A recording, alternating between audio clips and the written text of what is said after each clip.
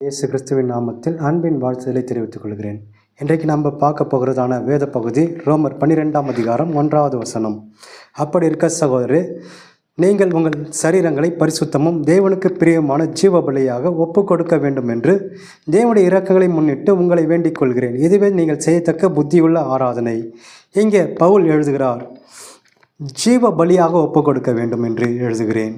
ஜீவ பலியாக நம்முடைய சரீரத்தை ஒப்பு கொடுக்க வேண்டும். நம்முடைய சரீரம் தேவனுடைய ஆலயமாக இருக்கிறது. தேவனுடைய ஆவியானவர், பரிசுத்த ஆவியானவர் நம்முடைய சரீரத்துக்குள்ளாய் வாசம் பண்ணுகிறார். இந்த சரீரத்தை நாம் தீட்டுப்படுத்தாதபடிக்கு தேவனுக்கு ஜீவ பலியாக ஒப்பு கொடுக்க வேண்டும். பலிகளை குறித்து லேவியரின் புத்தகத்தில் எழுதப்பட்டிருக்கிறது. 5 விதமான பலிகளை குறித்து எழுதப்பட்டிருக்கிறது. ஒன்று சர்வாங்க தகன பலி. இந்த சர்வாங்க தகன பலியை குறித்து நாம் பார்க்கும்போது இது அர்ப்பணிக்கப்பட்ட ஒரு வாழ்க்கை, முழுமையாக நம்மை தேவனுக்கு அர்ப்பணிக்கப்பட்டதான ஒரு வாழ்க்கை. தேவனுக்கென்று நம்மளை அர்ப்பணிக்க வேண்டும். 2வது போஜன பலி.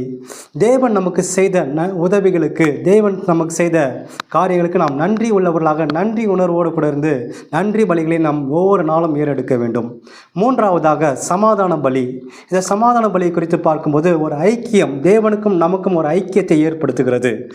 தேவனுக்கும் நமக்கும் மட்டுமல்ல, ஜனங்களோடு கூட ஒரு ஐக்கியம், சமாதானம் உண்டாகிறது. ஒரு சமாதானத்தின் உடன்படிக்கை, இந்த ஐக்கியம் நமக்கு இருக்க வேண்டும். 4வதாக பாவ நிவாரண பலி. பாவ மன்னிப்பு மற்றும் மனம் திரும்புதல். நம்ம பாவ உணர்வு அடைந்து நமக்குள்ள இருக்கிற பாவங்களை அறிக்கை செய்து தேவனோடு கூட மனம் திரும்பின ஒரு வாழ்க்கை, மனம் மாற்றம், மறுபடி பிறத்தல், அந்த அனுபவம் பெற்றவளாய் நாம் இருக்க வேண்டும்.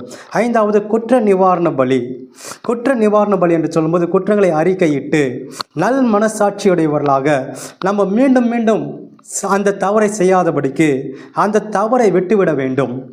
இன்றைக்கு பார்க்கும்போது ஒரு தவறை செய்யும்போது அதை மீண்டும் மீண்டும் செய்து கொண்டே இருக்கும்போது செய்கிறார்கள்.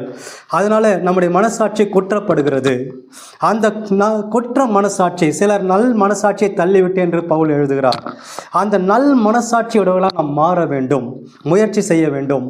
ஆண்டவர் அதற்கான பலனை நமக்கு தருவார். பரிசுத்த ஆவியானவர் நமக்குள்ள வாசம் பண்ணுகிறபடினாலே இந்த காரியங்களை நாம் செய்யும் போது, இந்த பலிகளை குறித்து நாம் அறிந்து கொள்ளும் போது நிச்சயமாகவே நாம் ஜீவ பலியாக அவருக்கு ஒப்பு கொடுக்கப்படுவோம். நாம் பரிசுத்தமும் தேவனுக்கு பிரியமான ஜீவ பலியாக ஒப்பு கொடுப்போம் நம்முடைய சரீரத்தை.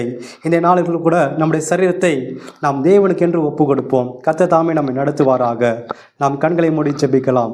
பரிசுத்தமுள்ள நல்ல தகப்பனே, நம்ம நன்றியோடு துதிக்கிறோம். கர்த்தாவே, எங்களுடைய சரீரங்களை, எங்களுடைய அவயங்களை ஆண்டவரே அப்பா உமக்கு ஜீவ பலியாக நாங்கள் ஒப்பு கொடுக்க உதவி செய்யும் ஐயா ஆண்டவரே. கர்த்தாவே, இது தேவனுடைய ஆலயமாக இருக்கிறது. இந்த ஆலயத்துக்குள்ளாக நீர் வாசம் பண்ணுவீராக. நீர் பெரிய காட்சியம் இயேசுவின் மூலம் ஜெபங்கள் பிதாவே, ஆமென். அல்லேலூயா. கர்த்தர் உங்களை ஆசீர்வதிப்பார்.